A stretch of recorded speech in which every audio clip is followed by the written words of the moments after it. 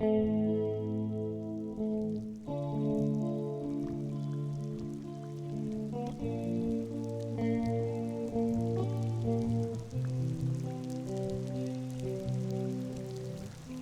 tinkers with the toys of a child's imagination. It lingers there, above our heads, never to be forgot. These memories are to be celebrated and thought of as the rain pushes it back into ourselves as we walk the streets on a rainy day. The puddles reflected the questioning sky so perfectly that the song of the dripping leaves was only disturbed by the one of splashing footsteps. A boy with heavy hair, real as the rain, offered his body to be soaked with life, for he had no need for his own. His mind held him up like a marionette. On his way, he met a girl, called out from her home to embrace the falling weather and its healing goodness.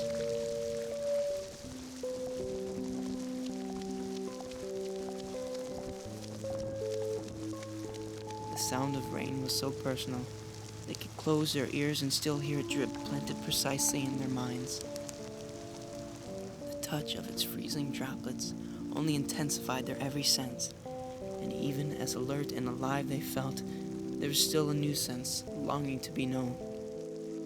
They both looked freezing. His hands were chapped white and his bones were frozen hollow. Her hair ran down her dripping face, catching the rain, forcing it to dance through the deep tangling blackness. And as they stood in the pouring afternoon, searching for each other through their soggy eyelashes, the deepest sorrows and the joyous longings of both the boy and the girl were shared. And without any means of communication but strict eye contact, they opened up a new dimension to life. The boy was meant to speak truth, and the girl in return was meant to listen. And tears overwhelmingly flowed from his sorrowful eyes, and his voice led the way for his soul to escape him. One time when I was little, I wrote on a piece of paper, I folded it up, and I put it in a peanut butter jar. And I went outside in the pouring rain, and I sent it down the curb stream. And as I watched it get farther and further down the road until I couldn't follow it anymore, my only hope was that maybe someone would find it. That's why I had wrote it.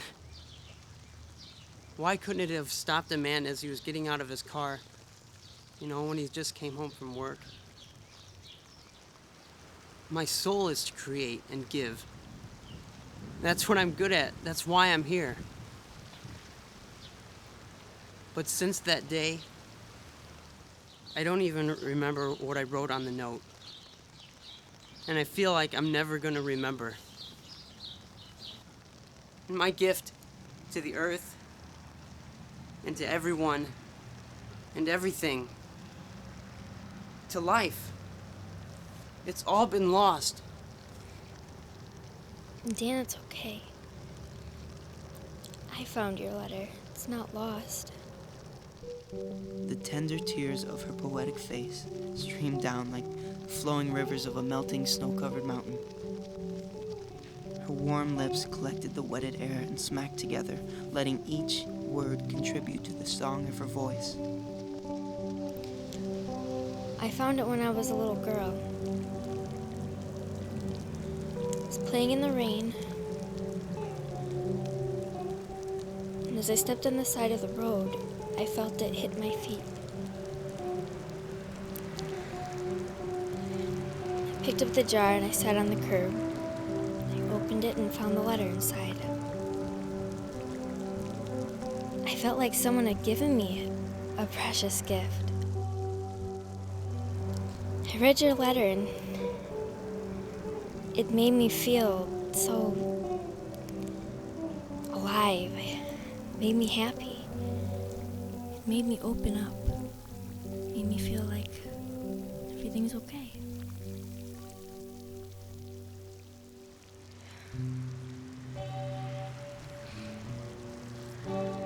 Once I went to my cousin's for a sleepover.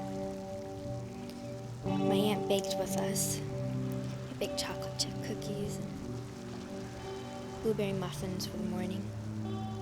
When it was time to clean up, I helped her with the dishes.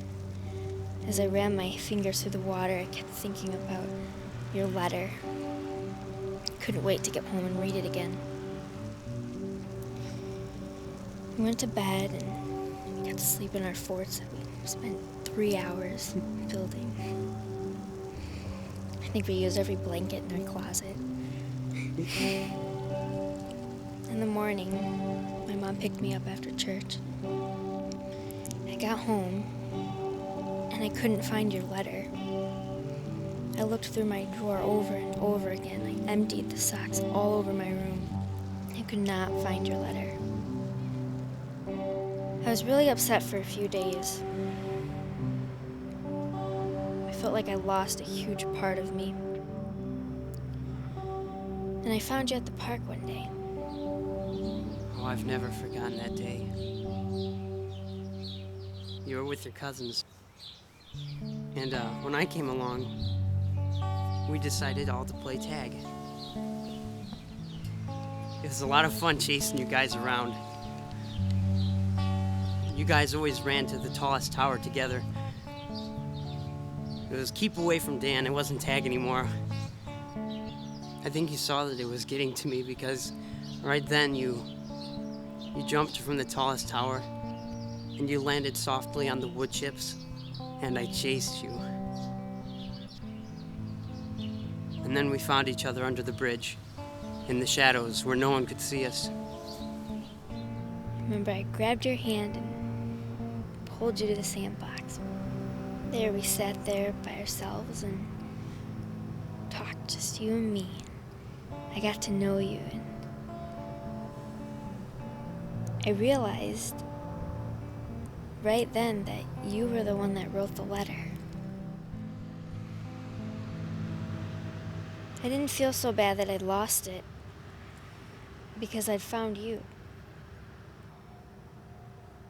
We were connected somehow. I didn't need the letter anymore.